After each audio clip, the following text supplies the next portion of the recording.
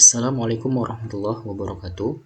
Perkenalkan, nama saya Muhammad Mukhairi Rizal dengan nomor NIM 257038012. Pada video kali ini, saya akan menjelaskan mengenai proyek UAS Kecerdasan Buatan dengan judul Searching menggunakan algoritma Dijkstra dalam mencari jarak terbaik pada kota yang ada di Sumatera Utara.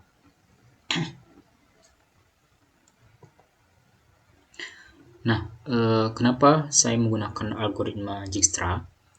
Jadi, merujuk pada sebuah artikel dengan judul Optimal Routing in Urban Road Network, a Graph-Based Approach Using Dijkstra Algorithm, yang mana pada jurnal ini, algoritma Dijkstra berperan sebagai algoritma inti untuk menentukan lintasan terpendek berbasis waktu tempuh pada jaringan jalan perkotaan dengan keterbatasan data lalu lintas. Nah, berdasarkan hasil penelitian dan validasi terhadap Google Maps, algoritma Dijkstra dalam jurnal tersebut terbukti mampu menghasilkan jalur terbaik, yaitu jalur dengan waktu tempuh minimum. Karena seluruh bobot bersifat non-negatif dan model telah mengintegrasikan kondisi lalu lintas nyata seperti kecepatan kendaraan dan tundaan persimpangan. Nah, lalu apa sih keunggulan dari algoritma Dijkstra? Jadi ada beberapa keunggulan yang dimiliki oleh algoritma Dijkstra. Yang pertama yaitu menjamin jalur tercepat atau optimalitas terjamin. Kemudian yang kedua ada fleksibel dan mudah dimodifikasi. Nah, yang ketiga ada stabil dan deterministik. Yang keempat, algoritma Dijkstra mendukung jaringan jalan nyata atau directed graph. Nah, pada contoh algoritma Dijkstra untuk searching, saya menggunakan 10 kota yang ada di Sumatera Utara. Jadi yang pertama ada Stabat, Binjai, Medan, Deli Serdang, Tebing Tinggi, Pematang Siantar, Prapat, Kisaran, Tanjung Balai, dan Rantau Prapat.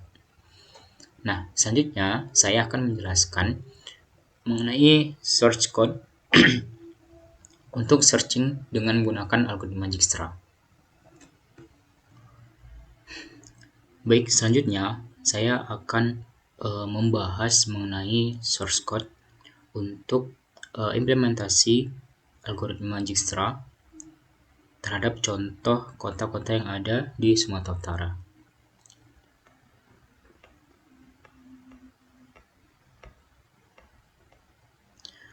Nah, pada source code ini diawali dari mengimport HEPQ, di mana ini digunakan untuk memanggil modul bawaan yang menyediakan algoritma MinHEP, di mana ini merupakan struktur data pohon binar yang nantinya nilai terkecil selalu berada di posisi paling atas atau paling akar.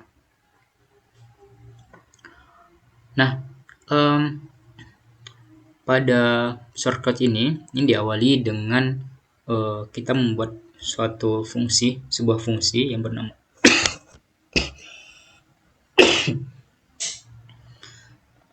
kita mengawali dengan membuat suatu fungsi yang bernama Dijkstra, di mana terdapat 3 parameter ya. Yang pertama parameter graph, kemudian parameter start, dan parameter end. Nah, maksud dari ketiga parameter ini adalah, parameter graph itu artinya data kota dan jaraknya. Kemudian untuk start itu merupakan kota asalnya, dan untuk end itu merupakan kota tujuannya. Nah, selanjutnya kita menginisialisasi jarak semua kota sebagai tak terhingga atau infinity. Nah, di sini kita membuat suatu variabel distance dengan nilai node itu berupa infinity untuk node yang berada di graph. Nah, kecuali jarak untuk kota yang menjadi awalannya. Nah, jadi maksud dari program inisialisasi ini adalah nantinya semua kota itu dianggap sangat jauh ya, atau tak terhingga. Nah, untuk kota awalnya atau distance start ini jaraknya 0 karena kita mulai dari sana seperti itu. Kemudian selanjutnya ada kita buat priority key di mana fungsinya itu untuk menyimpan jarak saat ini dan node saat ini. Di sini kita buat priority key 0 dan start. Nah, ini seperti antrian pintar ya. Jadi dia selalu mengambil kota dengan jarak paling kecil terlebih dulu. Dengan formatnya itu jarak kota.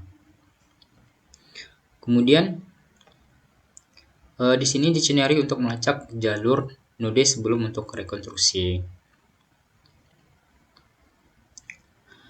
Nah, maksud dari previous node di mana node non for node pada graph. Nah, ini maksudnya adalah program ini dipakai untuk mengingat kota sebelumnya. Jadi supaya nanti kita bisa menyusun rute dari awal hingga ke akhir. Kemudian kita masuk pada proses utama yaitu loop, di mana diawali dari while priority queue. Nah, maksudnya adalah selama masih ada kota di antrian, maka kita akan melakukan. Nah, yang pertama kita akan melakukan ambil node dengan jarak terkecil dari queue. Nah, maksud dari program ini merupakan kita akan mengambil kota dengan jarak paling pendek saat ini. Kemudian nantinya jika jarak di queue lebih besar dari jarak yang sudah tercatat, maka kita akan mengabaikannya. Jadi if current distance, jika jarak saat ini lebih besar dari jarak yang sudah tersimpan, maka kita akan mengabaikannya.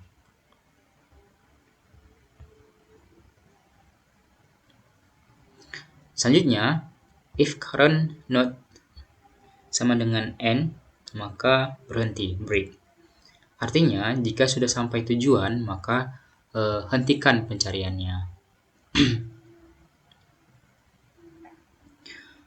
Nah, selanjutnya kita akan mengecek tetangga dari node saat ini. Jadi for neighbor wake in graph current node dot items, distance sama dengan current distance ditambah wake. Artinya kita akan melihat semua kota yang bisa dicapai dari kota sekarang. Kemudian wake yaitu artinya bobot ya, yang mana pada program ini itu kita anggap sebagai jarak ke kota tersebut. Kemudian hitung jarak baru ya. Hitung jarak baru di sini yaitu distance atau jarak sama dengan current distance atau jarak saat ini ditambah dengan bobot ya.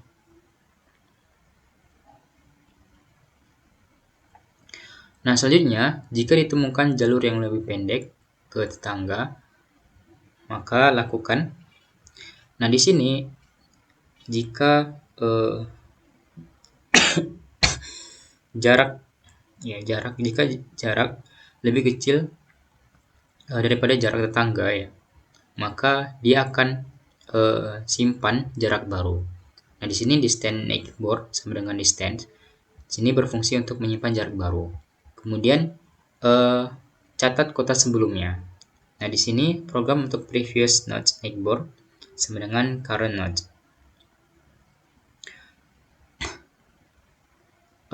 Jadi nantinya ini akan mencatat kota sebelumnya yang sudah dicapai. Kemudian terakhir kita akan masukkan dia ke antrian melalui sintaks ini.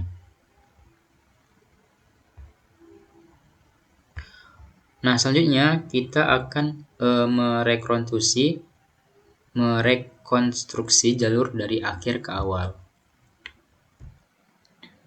Nah, kenapa kita kemudian harus merekonstruksi dari jalur akhir ke awal? Jadi setelah jarak terpendek ditemukan, kita belum tahu urutan kotanya. Kita hanya tahu total kilometernya. Nah, program melihat catatan di previous nodes mulai dari kota tujuan dan mundur ke belakang sampai ke kota asal. Jadi karena urutannya terbalik atau dari tujuan hingga ke awal, maka program menggunakan path reverse, ya ini program ini ya, agar urutannya menjadi benar. Jadi program nantinya akan mengurutkan ya dari asal hingga ke tujuan. Kemudian hasil akhir dari fungsi ini adalah yaitu berupa path yang berisi list urutan kota yang harus dilewati. Kemudian ada distance, yaitu merupakan angka total jarak tempuh paling minimum dalam bentuk kilometer.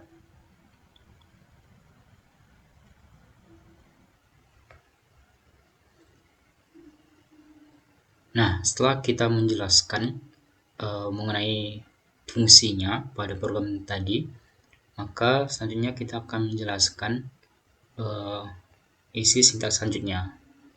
Nah, di sini kita akan mendefinisikan data graph yang berisi 10 node di Sumatera Utara. Nah, di sini terdapat key dan value, di mana key-nya itu berupa nama kota-kota yang ada di Sumatera Utara, serta value-nya itu berisi jarak dalam satuan kilometer. Di sini terdapat 10 ya. Nah, kemudian program selanjutnya itu adalah kita akan menginput ya. Nantinya pengguna akan menginput ya berupa kota asalnya dan kota tujuannya.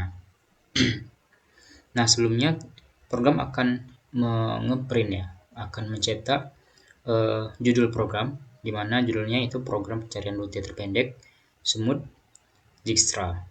Kemudian program akan menampilkan ya daftar kota berdasarkan graph yang sudah didefinisikan sebelumnya. Nah, lanjut. Ini merupakan program input ya. Nantinya user harus menginput kota asalnya dan tujuannya ya.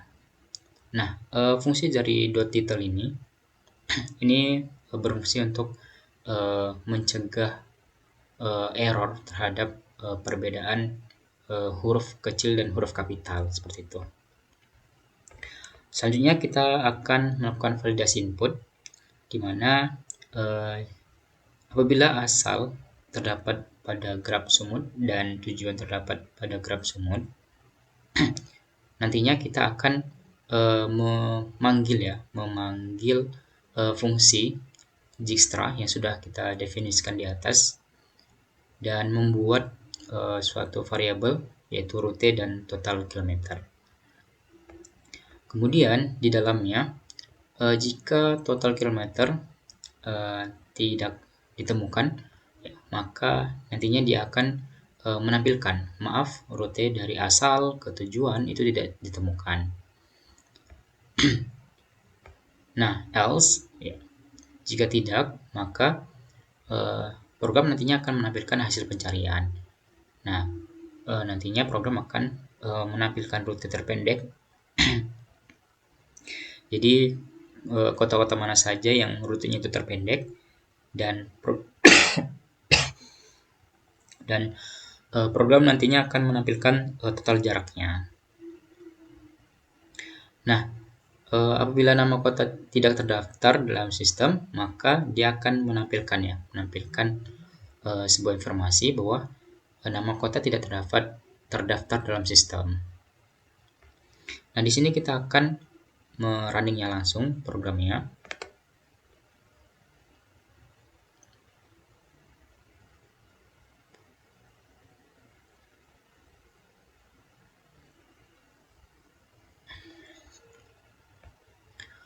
Nah, ini merupakan hasilnya ya.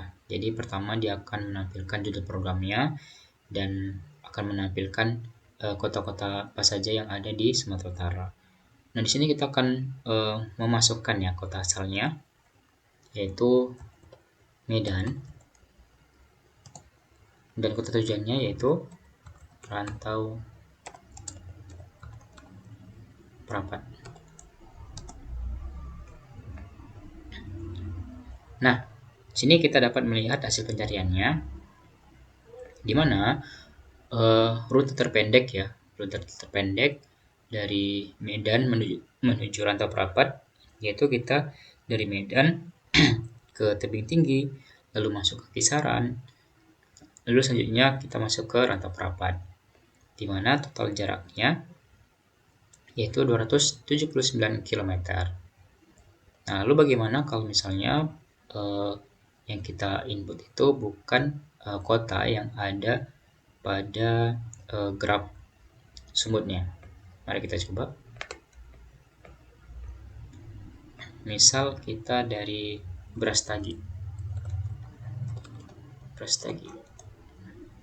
Kemudian tujuannya kita ke Sibolga. Nah, di sini akan menampilkan pesan error. pesan error di mana kota tidak terdaftar dalam sistem.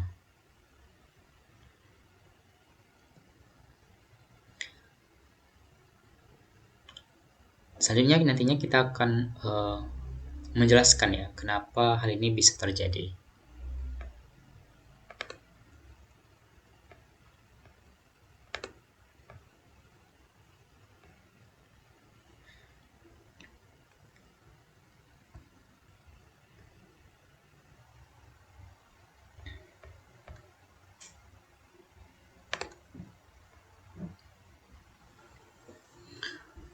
Nah, dari program yang tadi sudah kita eksekusi, berikut merupakan gambaran dari pencarian Dijkstra dengan kasus dari Medan ke Rantau Prapat.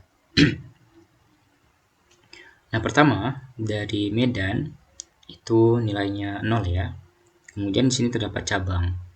Ada cabangnya itu dari Medan ke tebing tinggi langsung dengan jaraknya 80 km dan Medan ke Deli Serdang dengan jaraknya itu 30 km.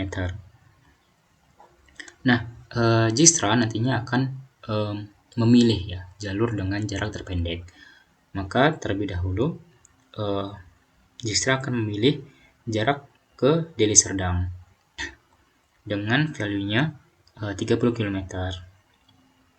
Nah, selanjutnya di Deli Serdang itu masuk ke tebing tinggi dengan jarak 55 km. Nah, dari sini 30 tambah 55, maka itu akan menghasilkan 85.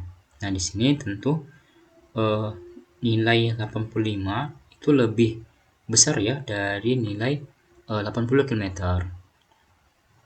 Maka algoritma Dijkstra bakal kembali dan bakal memilih jalur dengan jarak yang terpendek, yaitu Medan ke tebing tinggi dengan jarak 80 km. Selanjutnya dari tebing tinggi ini terdapat dua cabang ya, yaitu dari Pematang Siantar dengan jarak 50 km, kemudian dari Kisaran langsung dengan jarak 72 km. Nah, sekali lagi karena Dijkstra memilih jarak terpendek, maka dia akan memilih jalur ke Pematang Siantar. Jadi dari tebing tinggi dia akan masuk ke Pematang Siantar dengan bobot nilai 50 km. Nah, karena dari Medan ke tebing tinggi sudah berbobot 80 km, maka dari tebing tinggi ke Pematang Siantar itu artinya 80 ditambah 50 ya.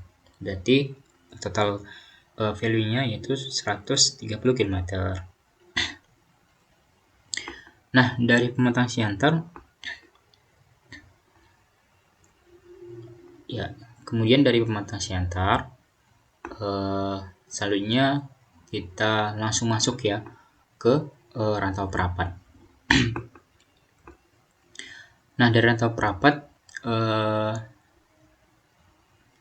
terdapat jarak 190 km. Nah, jadi karena tadi dari tebing tinggi ke pematang Siantar itu jaraknya sudah 100, dari Medan ke pematang Siantar ya, jaraknya sudah 130, maka ditambah dengan jarak pematang Siantar ke rantau perapat yaitu 190, maka hasil akhirnya yaitu 320. Nah, algoritma Dijkstra akan kembali melihat cabang sebelumnya ya. Jadi algoritma Dijkstra akan kembali menghitung ya dari tebing tinggi ke kisaran. Itu kan ada jarak 72 km. Maka jika ditotalkan jaraknya dari Medan ke kisaran yaitu 80 km ditambah 72 km, maka akan menghasilkan 152 km. Nah, selanjutnya dari kisaran ke rantau perapat maka akan ditambah 127 km.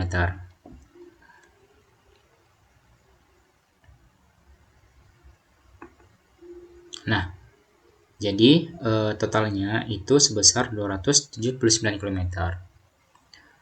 Nah, karena jarak dari kisaran menuju ke rantau perapat itu jauh lebih dekat ya dibandingkan jarak dari pematang Siantar ke rantau perapat, maka jarak terbaik untuk dari Medan ke rantau perapat yaitu Medan menuju tebing tinggi, kisaran, kemudian masuk ke rantau perapat. Mungkin itu saja penjelasan dari saya mengenai project searching untuk algoritma Dijkstra dengan contoh kasus kota-kota yang ada di Sumatera Utara. Yaitu contoh kasus ini yaitu Medan ke rantau perapat. Demikian, semoga bermanfaat. Assalamualaikum warahmatullahi wabarakatuh.